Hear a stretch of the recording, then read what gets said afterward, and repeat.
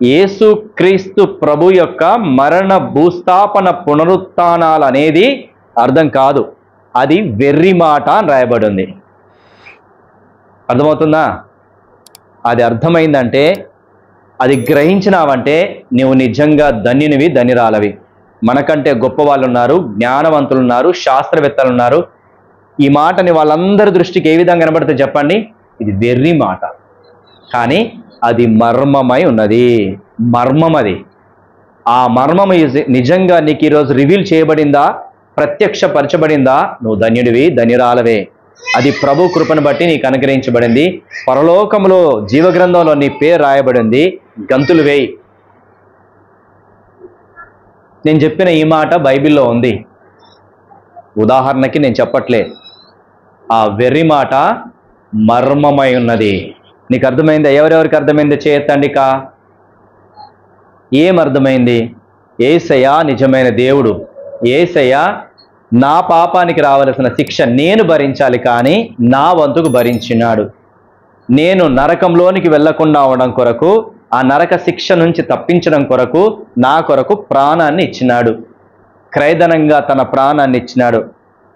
నన్ను నరకంలో నుంచి తప్పించినాడు, జీవంలోనికి నన్ను ప్రవేశపెట్టినాడు. ఆయన నిన్ను వెలిగించినాడు. అర్థమవుతుందా? ఎవరైతే నిజంగా వెలిగించబడ్డారో వాళ్ళకి ఇప్పుడు చెప్పే సత్యం అర్థమవుతుంది. ఇంకా నిజంగా నువ్వు ఈరోజు వెలిగించబడ్డావా? నిజంగా పరిశుద్ధాత్మ దేవుని కార్యం నీ లోపల జరిగిందా? అయితే ఇప్పుడు చెప్పేది అర్థమవుతుంది. అర్థమవడం అంటే వెలిగింపు ఇవ్వబడుతుంది. రండి చూద్దాము. యోహాను సువార్త 8వ అధ్యాయము. నేను చదువుతాను, జాగ్రత్తగా విందాం. ఈరోజు నేను చదువుతా ఉండగానే నీకు అర్థం కావాలి. నువ్వు నిజంగా వెలిగించబడ్డావా? పరిశుద్ధాత్మ దేవుడు నీ లోపల కార్యం చేశాడా? అయితే నేను చదువుతుండగానే ఇది నీకు అర్థం కావాలి. లేదు అంటే నేను దీన్ని ఎక్స్ప్లెయిన్ చేస్తున్నప్పుడైనా నీకు అర్థం కావాలి. నిజంగా అప్పుడు నువ్వు ధన్యునివి, ధన్యురాలవి. చదువుతున్నప్పుడే అర్థమైతే ఎంత గొప్ప విషయమో, ఎంత గొప్ప ధన్యతనో. కాబట్టి నేను చదువుతున్నప్పుడు అర్థం చేసుకోవడానికి ప్రయత్నం చేయండి. బైబిల్ ఓపెన్ చేయాల్సిన అవసరం లేదు. నేను చదువుతా ఉంటే శ్రద్ధగా వినండి చాలు. యోహాను సువార్త 8వ అధ్యాయము 1వ వచనం నుంచి 11 వచనాల వరకు చదువుతాను. శ్రద్ధగా వినండి, అర్థం కావాలి. ఒక్క నిమిషం మోకరించి ప్రార్థన చేయండి అందరూ. ప్రభువా, వాక్యం చదువుతుండగా నాతో మాట్లాడు, నాకు అర్థం చేయించు, మీ ఆత్మకార్యాన్ని నాలో జరిగించు అని ప్రార్థన చేయించండి. నా కన్నులు, హృదయాన్ని ఇప్పుడు తెరవజేయి ప్రభువా. చదువుతుండగా నీ వాక్యం నాకు అర్థం కావాలి, చదువుతుండగా అర్థం కావాలి. నన్ను వెలిగించు ప్రభువా. మీ ఆత్మ చేత ఇప్పుడే నన్ను దర్శించండి. మీ ఆత్మ వెలిగింపును దయచేయండి. నా కన్నులు తెరవజేయండి, నా హృదయాన్ని తెరవజేయండి, నా మనస్సును తెరవజేయండి. ఇప్పుడు నాతో స్పష్టంగా మాట్లాడండి. నీ స్వరాన్ని నాకు వినిపించండి. అర్థం చేసుకునే జ్ఞానాత్మను నాకు అనుగ్రహించు అని ప్రార్థన చేయి. ఓకే, ఇది చాలా ప్రాముఖ్యమైనది. దేవుని చేత ప్రేరేపించబడి చెప్పబడుతున్న మాటలు ఇవి. పరిశుద్ధాత్మ చేత ప్రేరేపించబడి చెప్పబడుతున్న మాటలు ఇవి. నేను ఇక్కడ నిలబడుతున్నానంటే నా జ్ఞానాన్ని ఉపయోగించి చెప్పడం లేదు. దేవుడు మీకు ఏది చెప్పమన్నాడో అదే చెప్తాను, అది గుర్తుపెట్టుకోండి. నా జ్ఞానాన్ని ఉపయోగించి మీకు ఇది చెప్తే బాగుండు, ఇట్లా చెప్తే బాగుండు అని కాదు. దేవుడు ఏది చెప్పమంటే అదే చెప్తాను. ఇక్కడ కొన్ని సందర్భాలలో సూటిగా కూడా మీతో చెప్పొచ్చు, అది నేను కాదు. గుర్తుపెట్టుకోండి, మాట్లాడేది నేను కాదు. దేవుడు ఏది చెప్పమంటే అదే చెప్తాను. అప్పటి వరకు దేవుని వైపే చూస్తాను. ఓకేనా? రండి చదువుతాను, జాగ్రత్తగా వినండి. యోహాను సువార్త 8వ అధ్యాయం 1 నుంచి. యేసు ఒలీవల కొండకు వెళ్ళెను. తెల్లవారగానే యేసు తిరిగి దేవాలయంలోనికి రాగా ప్రజలందరూ ఆయన యొద్దకు వచ్చిరి కనుక ఆయన కూర్చుండి వారికి బోధించుచుండెను. శాస్త్రును, పరిచయులను వ్యభిచారమందు పట్టబడిన ఒక స్త్రీని తోడుకొని వచ్చి ఆమెను మధ్యను నిలవబెట్టి, బోధకుడా, ఈ స్త్రీ వ్యభిచారము చేయుచుండగా పట్టబడెను. అట్టి వారిని రాళ్ళు రువి చంపవలనని ధర్మశాస్త్రంలో మోషే మనకు ఆజ్ఞాపించింది కదా, ఆయనను నీవేమి చెప్పుచున్నావని ఆయన అడిగిరి. ఆయన మీద నేరము మోపవలనని ఆయన శోధించుచు ఇలాగున అడిగిరి. అయితే యేసు వంగి నేల మీద వ్రేలితో ఏమో వ్రాయిచుండెను. వారాయన్ను పట్టువదలక అడుగుచుండగా ఆయన తల ఎత్తి చూచి, మీలో పాపము లేనివాడు మొట్టమొదట ఆమె మీద రాయి వేయవచ్చునని వారితో చెప్పి మరలా వంగి నేల మీద వ్రాయిచుండెను. వారా మాట విని పెద్దవారు మొదలుకొని చిన్నవారి వరకు ఒకని వెంట ఒకడు బయలుదేరి వెళ్ళిరి. యేసు ఒక్కడే మిగిలెను. ఆ స్త్రీ మధ్యను నిలవబడి ఉండెను. యేసు తల ఎత్తి చూచి, అమ్మా, వారెక్కడ ఉన్నారు? ఎవరు నీకు శిక్ష విధింపలేదా అని అడిగినప్పుడు ఆమె, లేదు ప్రభువా అనెను. అందుకు యేసు, నేనును నీకు శిక్ష విధింపను, నీవు వెళ్ళి ఇక పాపము చేయకుమని ఆమెతో చెప్పెను. యేసుక్రీస్తు ప్రభువు వారు ఒలీవ కొండ దగ్గరికి వెళ్ళాడు. తెల్లవారిన తర్వాత తిరిగి దేవాలయానికి వచ్చాడు. దేవాలయానికి వచ్చిన తర్వాత అక్కడ కూర్చుండి బోధిస్తా ఉన్నాడు. శాస్త్రులు, పరిసయ్యులు వీళ్ళందరూ ఏం చేశారంటే వ్యభిచారం చేత పట్టబడినటువంటి ఒక స్త్రీని తీసుకొని వచ్చి ఆమెను మధ్య నిలవబెట్టి, బోధకుడా, ఈ స్త్రీ వ్యభిచారం చేయుచుండగా పట్టబడెను. ఇట్టి వారిని రాళ్ళు రువి చంపాలని ధర్మశాస్త్రంలో మోసే మనకు రాసిచ్చాడు, ఆజ్ఞాపించాడు. అయితే నువ్వేం చెప్తావు అని చెప్తున్నాడు. యేసుక్రీస్తు ప్రభువు వారు ఉదయకాలం ఎక్కడున్నాడు? ఉదయకాలం ఇప్పుడు దేవాలయంలో ఉన్నాడు. దేవాలయంలో ఉండి ఏం చేస్తున్నాడు? బోధిస్తున్నాడు అంటే ఒక్కరుంటారా, ఇద్దరుంటారా? చాలా మంది, వందల మంది ఉంటారు, వేల మంది కూడా ఉండున్నారేమో మనకు తెలియదు. చాలా మంది అయితే ఉన్నారు. చాలా మంది ఆయన బోధ వింటున్నారు. బోధ వింటా ఉంటే శాస్త్రులు, పరిసయ్యులు ఒక స్త్రీని పట్టుకొని వచ్చారు. ఏంటి ఆమె చేసిన తప్పు? వ్యభిచారం చేసింది. వ్యభిచారం చేసినటువంటి స్త్రీని పట్టుకొని వచ్చి మధ్యలో నిలబెట్టారు. ఇప్పుడు ఒక్కసారి ఆలోచన చేయండి, కొన్ని వందల మందిలో నువ్వు ఈ వ్యభిచారం చేసిన ఈ స్త్రీని రాళ్ళు రువ్వి చంపాలని మోషే మనకు ఆజ్ఞాపించినాడు అని వారు యేసు ప్రభుతో అంటా ఉంటే మధ్యలో నిలబడినటువంటి స్త్రీ ఎలా ఉంటుంది చెప్పండి? ఎట్లా అనిపిస్తుంది? ఇప్పుడు ఉదాహరణకి ఉదయకాలం చెప్పాను కదా, మంచి కూసో అన్నాను. మంచి కూసో అన్నందుకే హృదయం నొచ్చుకుంటే వ్యభిచారం చేసింది ఇది అని అంత వందల మందిలో అంటా ఉంటే ఆ స్త్రీకి ఎలా ఉండాలి? బాధ ఉంటుందా, ఉండదా? ఉరేసుకొని చచ్చిపోవాలనిపిస్తుంది కదా, అవునా కాదా? అక్కడే ఉరేసుకొని చచ్చిపోవాలనిపిస్తుంది. చేసింది తప్పే కావచ్చు, పాపమే కావచ్చు, కానీ దానికి మించిన అవమానము జరుగుతోంది అక్కడ, అవునా? సరే, ఇలాంటి మించిన అవమానాలు ఈరోజు నీకు నాకు జరుగుతున్నాయి. ఇదే ప్రభు నీతో మాట్లాడేది. ప్రభు ఏమని మాట్లాడుతుంది తెలుసా? నీ అన్నదమ్ములు, నీ అక్క చెల్లెళ్ళు, నీ తోడబుట్టిన వారు, నీ ఇరుగు పొరుగు వారు, నీ బంధువులు కూడా నువ్వు చేసిన తప్పుని ఎత్తి చూపిస్తూ నిన్ను అవమానపరిచేవారే ఉన్నారు. లేదంటే నువ్వు తప్పు చేయకున్నా తప్పు చేసినావు అని ఎత్తి చూపి నిన్ను అవమానపరిచేవారే ఉన్నారు. ఉన్నారా లేదా? నిన్నెవరైనా ఎనికేసుకొచ్చిన వాళ్ళు ఉన్నారా? చీచి అదా, చీచి వాడా.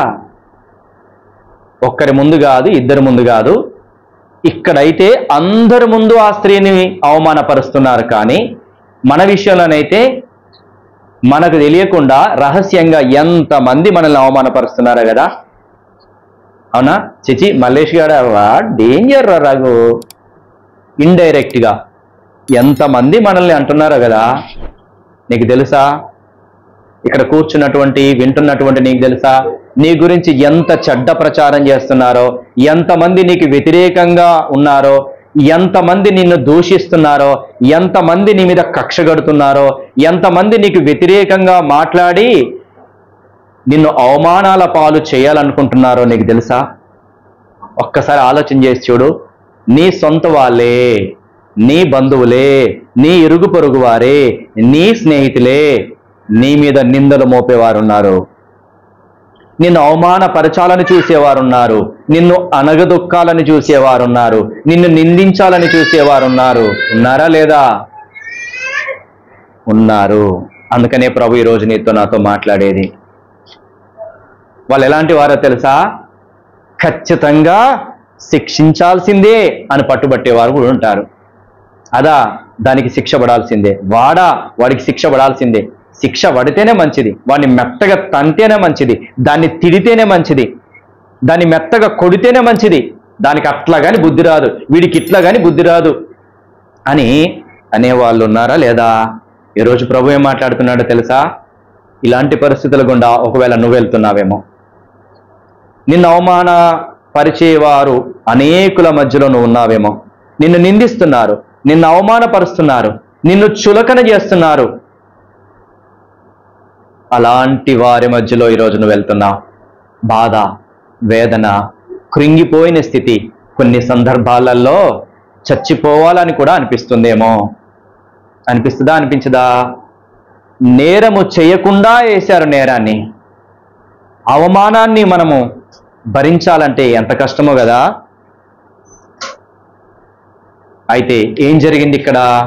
అందరి ముందు ఆ స్త్రీని నిలవబెట్టి, ఇదిగో ఇది వ్యభిచారం చేస్తూ పట్టబడినటువంటిది, దీన్ని రాళ్ళు రువి చంపాలని మోషే మనకు ఆజ్ఞాపించినాడు అని రాళ్ళు కూడా పట్టుకొని వచ్చారు. ఈరోజు అలాంటి పరిస్థితులు కూడా నన్ను వెళ్తున్నావేమో. అందుకనే ప్రభు మాట్లాడుతున్నాడు, నా సహోదరుడా, నా సహోదరి, నేను అవమానాల గుండా నువ్వు వెళ్తున్నావు, నీవు బాధ గుండా వెళ్తున్నావు, దుఃఖం గుండా వెళ్తున్నావు. ఇంకా అన్నిటికంటే ప్రాముఖ్యమైనది చెప్పమంటారా? ఎవరికి చెప్పుకోలేనటువంటి బాధ గుండా నువ్వు వెళ్తున్నావేమో, నిందల గుండా వెళ్తున్నావేమో. ఏమో, నేను ఎంతో బాధతో ఉన్నానని మల్లేష్తో చెప్పాను అనుకో, మల్లేష్ ఏమనుకుంటాడో, దాన్ని ఇంకా స్ప్రెడ్ చేస్తాడేమో అనేటటువంటి వారముగా లేమా? ఈరోజు ప్రభు నీతోనే మాట్లాడుతున్నాడు.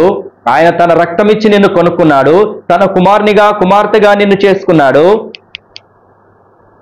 ఎవరితో చెప్పుకోలేని బాధతో కుమిలిపోతున్నావు. అయితే ప్రభు నిన్ను చూస్తున్నాడు. కొంత సేద తీరాలనుకుంటున్నాం, కొంత ఎవరికైనా చెప్తే బాధ తగ్గిపోద్ది అనుకుంటాం. కానీ ఎవరితో చెప్పాలా? ఎవరితో చెప్తే ఏమనుకుంటారని కుమిలిపోతా ఉంటాం.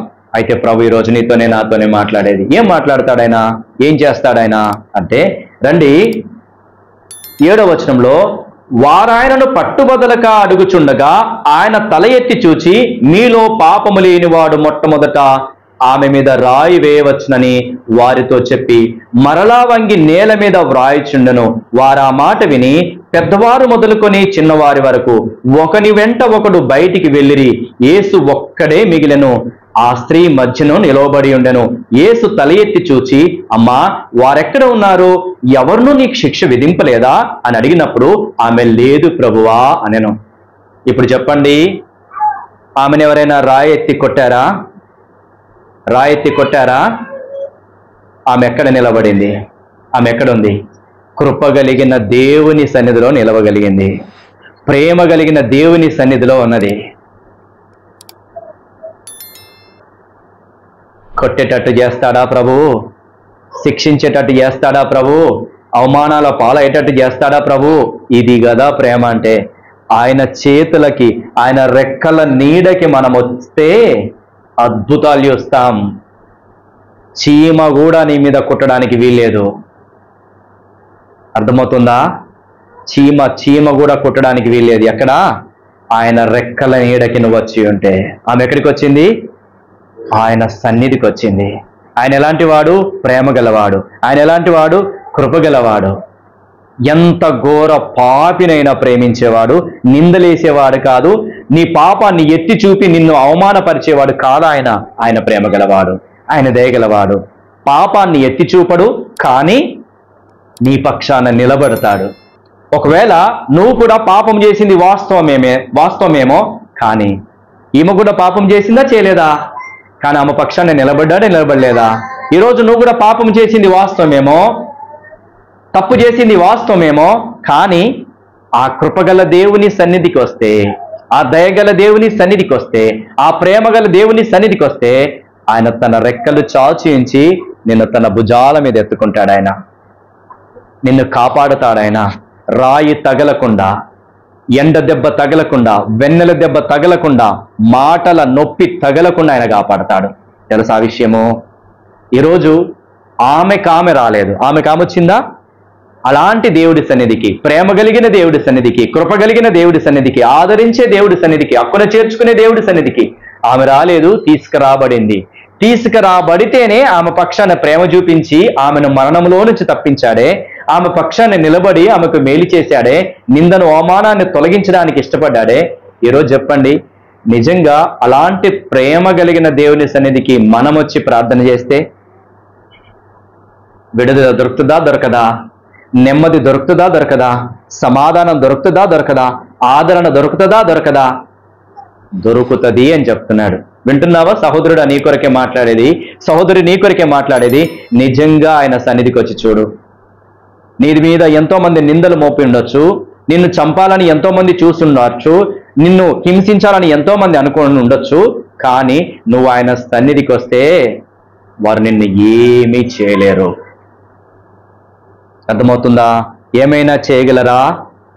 దేవుని సన్నిధికి వస్తే, దేవుని సన్నిధిలో నిలబడితే, దేవుని వైపు చూస్తే, దేవా నీవే నాకు దిక్కు, నీవు తప్ప నాకెవరు లేరయ్యా అని అంటే ఎవరైనా నీ మీద ఏదైనా చేయగలరా?